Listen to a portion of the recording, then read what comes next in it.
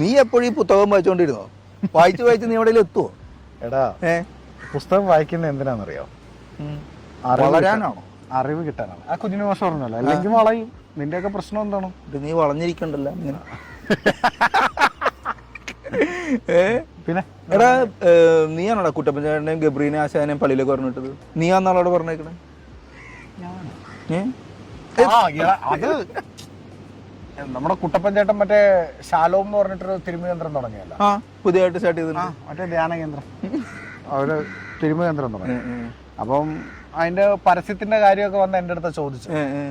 കെപ്രി അറിയാലോ, കെപ്രി കുട്ടപ്പൻ ചേട്ടനെ കൂട്ടി അവൻ എന്തിന്റെ കേടാണ് എന്നെ കൊണ്ടുവന്നില്ല. നിനക്ക് ചെയ്തു കൊടുക്കുമ്പോ നീ അഡ്വർടൈസ്മെന്റ് ഒക്കെ ചെയ്യണം. ഞാൻ പറഞ്ഞു അവരുടെ ഫണ്ടില്ല, ചെറിയ ഫണ്ട്.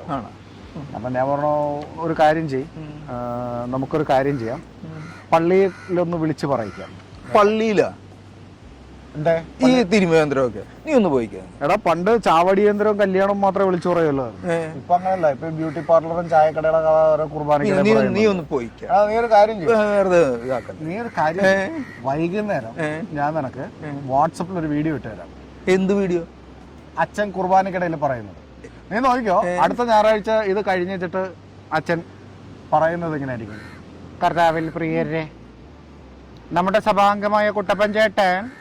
നീ ഇങ്ങനെ കളിയാക്കല്ലേട്ടോ, നീ പറയണ കേൾക്ക്. ഇത് ഇതുപോലെ പറഞ്ഞില്ലെങ്കിൽ നീ കണ്ടോ?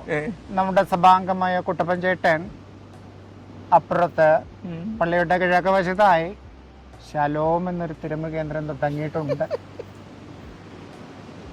എല്ലാവർക്കും പോയി തിരുമാവുന്നതാണ്, ബൈബിളിൽ പറഞ്ഞിട്ടുണ്ട്. രോഗികൾക്ക് ആർക്കാണ്? രോഗികൾക്ക് വൈദ്യനെ കൊണ്ട് ആവശ്യമുണ്ട്. ആരെ കൊണ്ട്? വൈദ്യനെ കൊണ്ട് ആവശ്യമുണ്ട്. അപ്പോൾ നിങ്ങളുടെ ശാരീരികമായ ബലഹീനതകൾ മാറുന്നതിന് വേണ്ടി അവിടെ പോയി തിരുമാവുന്നതാണ്. പിന്നെ അവിടെ വേറെ ചില കലാപരിപാടികൾ കുട്ടപ്പൻ ചെയ്യുന്നതായി ഞാൻ അറിഞ്ഞു. അച്ഛനായതുകൊണ്ട് അതും പറയും. ഞാൻ അറിഞ്ഞു. അവിടെ ക്രോസ് മസാജ്. ഒന്ന് പോയിക്കേടോ. ക്രോസ് മസാജ് കുരിശിന്റെ മസാജ് അല്ല. അതിൽ പോയി പെട്ടിട്ട് ഇവിടെ കുമ്പസരിക്കാൻ വന്നാൽ പള്ളിയുടെ കൊട്ടിമരത്തിൽ കെട്ടിക്കിട്ട് ഞാൻ തല്ലും. അച്ഛൻ തല്ലും, നിനക്ക് അറിയാലോ. അച്ഛൻ കലിപ്പച്ഛൻ. പള്ളിയില് ക്രിസ്ത്യാനിയായി ക്രിസ്ത്യാനിയായി ജീവിക്കണം, അല്ലെങ്കിൽ നീ പള്ളിയിൽ നിന്ന് പുറത്തു പോകുന്ന പറയുന്ന അച്ഛൻ. നല്ലത് തന്നെ, വിശുദ്ധിയും ഭക്തനും അല്ലേ അച്ഛൻ, അത് തന്നെ പറയും. പിന്നെ പക്ഷെ അങ്ങനെ ഈ അച്ഛൻ ഏതൊന്നും വിളിച്ചു ബ്യൂട്ടി പാർലർ വരെ വിളിച്ചു പറയുന്നുണ്ടായി.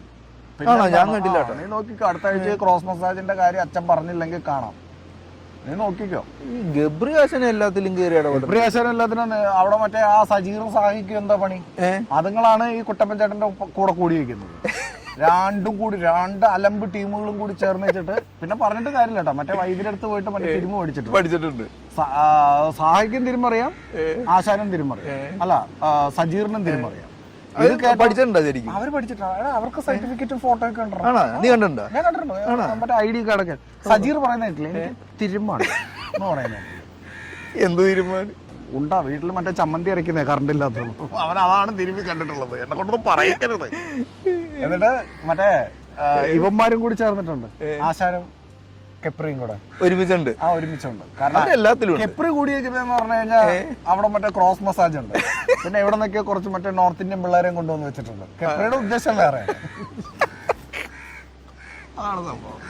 പക്ഷെ ഈ രണ്ട് മണ്ണന്മാരെന്തിനാ ചേർന്നതെന്ന് അറിയില്ല. ഇനിയിപ്പോ ഉണ്ടല്ലോ പ്രശ്നം എന്താണെന്നറിയോ, ആ പാവം പിടിച്ച അയാളുടെ കൂടെ ഫുട്ബോൾ കളിക്കുന്ന നല്ല ആൾക്കാരുണ്ടല്ലോ, ആ നല്ല മറ്റേ രാജേഷ് എന്നൊക്കെ പറഞ്ഞ പാവം പിള്ളേര്, അവന്മാരെ കൂടി അവനെ വലിച്ചു കൊണ്ടുപോയി കൊണ്ടുപോകും. അവിടെ കൊണ്ടുപോയതിനു ശേഷം ഉണ്ടല്ലോ അവന്മാരെ കൂടി ചീത്ത കേൾപ്പിക്കും. അവന്മാരുടെ കുഴപ്പമില്ലടാ, നിന്റെ കാലിന്റെ വേദന അവിടെ ഒന്ന് തിരുമിച്ചാൽ മതി. പള്ളിയില് എന്തൊക്കെ അത്രയാവുന്നു.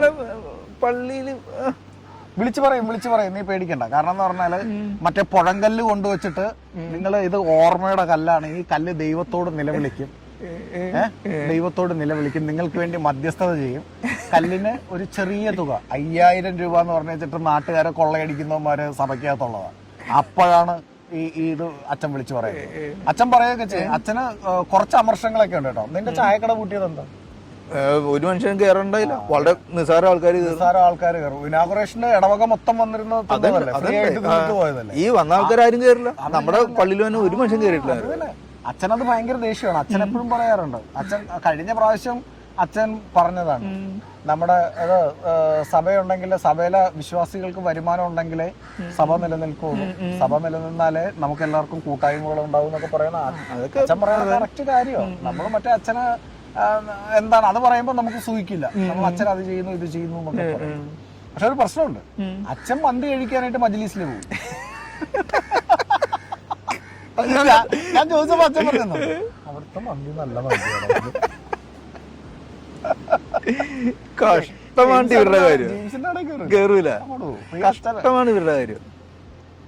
കാരണം എന്താണെന്നറിയണോ, നമ്മുടെ ആൾക്കാർക്ക് ഒരു ചിന്തയുണ്ട്, നിനക്ക് 10 രൂപ കിട്ടി നീ രക്ഷപ്പെട്ടു പോയാലോ എന്നൊരു ചിന്ത. അത് ആ ഒരു ചിന്ത ഉള്ളിൽ കിടക്കുന്നിടത്തോളം കാലം രക്ഷപ്പെടൂല. നമ്മൾ രക്ഷപ്പെടാൻ സമ്മതിക്കത്തുമില്ല, നമ്മളോട്ട് രക്ഷപ്പെടത്തുമില്ല. പക്ഷെ ഈ ഞായറാഴ്ച അച്ഛനെ കൊണ്ട് ഞാനത് വിളിച്ച് പറയിപ്പിച്ചിരിക്കും. ഞാൻ വൈകുന്നേരം അച്ഛനെ കണ്ട് ഞാൻ സംസാരിക്കും. അച്ഛൻ നമ്മുടെ ഇടവക നമ്മുടെ ആൾക്കാര് എന്ന് പറഞ്ഞു ഞാനിത് എഴുതി കൊടുക്കുകയും ചെയ്യും. അച്ഛൻ ഇങ്ങനെ പ്രസംഗിച്ചാൽ മതി. അല്ല, അത് നിനക്കറിയാം, നീ സെമിനാരിൽ പോയതാണല്ലോ, അപ്പൊ നിനക്ക് അതിന്റെ ഒരു വശം അറിയാം. എന്നിട്ട് നീ എഴുതി കൊടുക്കും. ഞാൻ എഴുതി കൊടുക്കും. കുട്ടിച്ചോറൊക്കെ ഉണ്ട്, നാട്ടുകാർ 2 തട്ടാവും. 2 തട്ടം ഇമാര് തന്നെ തലയിൽ മുണ്ടിട്ട് പോവുകയും ചെയ്യും. അതാണ്. പിന്നെ നമ്മുടെ അച്ഛൻ എന്ത് ചെയ്യുന്നു, എല്ലാം പറയുകയും ചെയ്യും. അതിന് മറ്റേ ഇത് നമ്മുടെ ഇവന്റെ മറ്റേ ജേക്കപ്പേട്ടന്റെ ബാറിനെതിരെ സമരം നടത്തില്ല. അതെ, പൂട്ടിച്ചല്ലോ. അത് പൂട്ടിച്ചത് അച്ഛനാണ്. അച്ഛൻ പറഞ്ഞ എന്താണ്, കാനായിലെ കല്യാണത്തിന് കർത്താവ് വീഞ്ഞുണ്ടാക്കി, അവിടെ വീഞ്ഞു കുടിച്ചിട്ട് ആരും മുണ്ട് പറിച്ച് തലയിൽ കെട്ടിയില്ല, ഭാര്യയെ കുനിച്ചു നിർത്തി ഇട്ടിച്ചില്ല, പിള്ളേരെ പരിവഴിയിലാക്കിയില്ല. പക്ഷേ അവൻ ചെയ്യുന്നത് തൊട്ടിത്തരമല്ലേ അച്ഛൻ പ്രശ്നം ഉണ്ടാക്കിയത്. ആ അച്ഛനാണ് ഇത് ചെയ്യാൻ. അച്ഛനാ ഇത് അച്ഛൻ പറയും. അതൊക്കെ പൈസ കിട്ടുണ്ടാവും ചിലപ്പോ. അല്ല, ഞാൻ പറഞ്ഞു മറ്റേ 1000 രൂപയ്ക്ക് കിട്ടുന്നതിലും കൂടുതൽ റീച്ച് കിട്ടും. കാരണം എന്താണ്, ഈ അച്ഛന്മാരെന്തേലും പറഞ്ഞാൽ അപ്പോഴേ അത് പൊക്കി പിടിച്ച് കിടക്കും. ഇത് നിങ്ങൾ ഷെയർ ചെയ്തോളുന്നേ. ഞങ്ങൾ ഡിജിറ്റൽ മാർക്കറ്റ് ചെയ്യുന്നതിലും കൂടുതൽ പള്ളിയിലുള്ള അമ്മച്ചിമാരും അമ്മാമ്മമാരൊക്കെ ഇരുന്നിട്ട് അച്ഛൻ പറഞ്ഞതാ എന്ന് പറഞ്ഞിട്ട് ഇത് അങ്ങോട്ട് ഷെയർ ചെയ്യും. മറ്റേ ഗുഡ് മോർണിംഗ്, ഇവർക്കറിയില്ലല്ലോ പറഞ്ഞത് തേപ്പ് കടയുടെ കഥയാണെന്ന്. നമ്മള് ബുദ്ധിപൂർവ്വം ബിസിനസ് മുന്നോട്ട് കൊണ്ടുപോകും, അത്രേ ഞാൻ ഉദ്ദേശിച്ചിട്ടുള്ളൂ. അല്ലാതെ അവര് യുവമാരിന് പോയിട്ട് എന്തൊക്കെ പറഞ്ഞ പ്രശ്നം ഞായറാഴ്ച അറിയാം. ഞായറാഴ്ച അറിയാം. കർത്താവേ